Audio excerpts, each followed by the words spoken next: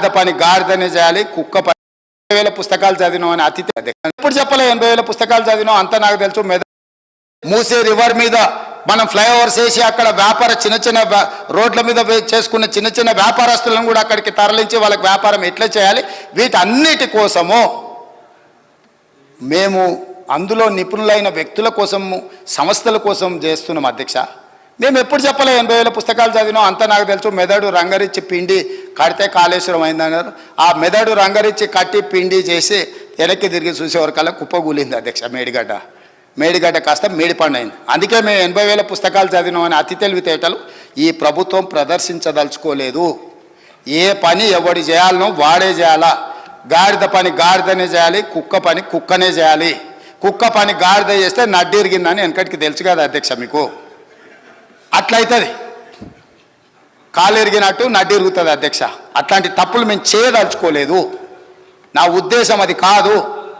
నేను పరిపాలన అనుమతి ఇవ్వగలను, నాకేం కావాలనో చెప్పగలను as a state head. Forest ఇచ్చిపోయింది అధ్యక్ష నిజాం. ఇన్ని అద్భుతాలు ఉన్న నగరం అధ్యక్ష ఇది.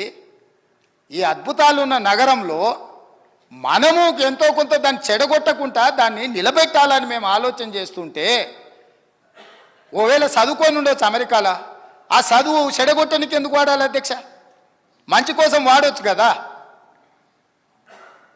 ఇప్పుడు మనకు ఒకవేళ చదువు ఉంది, అవగాహన ఉంది, ఏదైనా ఉందా అనుకోండి అధ్యక్ష. మీకు చిన్న మాట చెప్తా అధ్యక్ష. మన అనుకోకుండా బట్టల షాప్ కొని ఏదో కొనుక్కుందామని అండర్వేర్ డ్రాయర్ తీపిస్తే వాడు మంచి ఇంగ్లీష్లో మాట్లాడుతుండు. నేను అడిగినా, ఇంత మంచి ఇంగ్లీష్ ఉండి అండర్వేర్ డ్రాయర్ అమ్మే పని ఏం చేస్తున్నావు అంటే, నేను కూడా కేటీఆర్తో పోటీ వాడి మాట్లాడగలను సార్. మాటలు నాలెడ్జ్ కాదు, లాంగ్వేజ్ నాలెడ్జ్ కాదు. నాలెడ్జ్ వేరు, లాంగ్వేజ్ వేరు. లాంగ్వేజ్ ఈజ్ ఓన్లీ కమ్యూనికేషన్ కోసం ఉండేది. అంటే నీలాకి ఇంగ్లీష్ వచ్చిన వాళ్ళు ఇక్కడ హోటల్లో ఫుడ్ ఆర్డర్ తీసుకున్నటోడు ఆడికి పోతే నీలాగానే ఇంగ్లీష్ మాట్లాడేటోడు ఉంటాడు. మేము ఎప్పుడైనా కొంచెం మంచి హోటల్కి పోతే వాడు వచ్చి మెనూ ఇచ్చేసి మంచి ఇంగ్లీష్లో మాట్లాడతాడు అధ్యక్ష.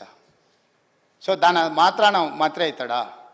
అవగాహన చెయ్యాలన్న ఉద్దేశము, ప్రజల ఆమోదం ఉంటే నాయకులం అవుతాం అధ్యక్ష. ఆశపడితేనో ఎదురుగున్నోళ్ళను అవహేళన చేసినట్టు మాట్లాడితేనో కుదరదు అధ్యక్ష.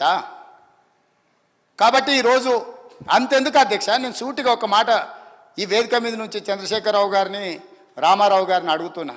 ఇప్పుడు గజ్వేల్కు మిషన్ భగీరథలు నీళ్ళు ఇచ్చిండని అధ్యక్ష అన్నాడుగా అధ్యక్ష. నేను ఇవాళ సవాల్ చేస్తున్న అధ్యక్ష, శ్రీపాద ఎల్లంపల్లి నుంచి హైదరాబాద్కు తీసుకొస్తున్న మెయిన్ ట్రంక్ లైన్కు బొక్క కొట్టి కాంగ్రెస్ వేసిన ట్రంక్ లైన్ నుంచి గజ్వేల్కు తాగనిక నీళ్ళు ఇచ్చింది అధ్యక్ష. ఇప్పుడు పోదాంపా, నేను చూపిస్తా. నీ గజ్వేల్కి ఇచ్చిన నీళ్లు కూడా కాంగ్రెస్ పార్టీ వేసిన శ్రీపాద ఎల్లంపల్లి నుంచి హైదరాబాదు నగరానికి తరలించిన గోదావరి జలాల నుంచి బొక్కగొట్టి తీసుకుపోయి ఆయన గొప్పలు చెప్తాడు అధ్యక్ష. ఈ గొప్పలని ఎవడైతే అధ్యక్ష వాళ్ళ భజన చేసేటోళ్ళకో లేకపోతే వాళ్ళ బానిసలకో చెప్పాలి. మాకేంది అధ్యక్ష చెప్పేది? నేనేందంటే సచ్చినపావుని ఏముంది సంపనిక కొట్టని, కానీ సచ్చినపావని నేను పట్టించుకుంటలేను. కాకపోతే ఏమవుతుందంటే అబద్ధాలు అడ్డగోలుగా మాట్లాడి దాన్ని ఏదో నమ్మించాలనే ప్రయత్నం చేస్తున్నారు అధ్యక్ష. అందుకే ఇవాళ దానం నాగేందర్ గారు మాట్లాడిండ్రు అధ్యక్ష. 30 ఏండ్ల నుంచి వారు ప్రజాప్రతినిధి, నాకు తెలిసి మీకు కూడా తెలుసు. ఈ నగరంలో ప్రతి సందు తెలిసినోడు, నగరంలో ప్రతి సమస్య తెలిసినోడు, ఈ నగరం నుంచి మంత్రిగా పనిచేసినోడు, పార్టీ అధ్యక్షుడిగా పనిచేసినోడు, జాతీయ స్థాయిలో ఈ నగరానికి ఏం అవసరం ఉందో గుర్తించినోడు. మీరు అవకాశం ఇచ్చారు, ఆయన మాట్లాడితే తప్పేముంది అధ్యక్ష? ఈ సభలో ఏ సభ్యుడైనా తమరు అనుమతి ఇచ్చినప్పుడు తమ ప్రాంతానికి సంబంధించిన సమస్యల మీద మాట్లాడతారు అధ్యక్ష.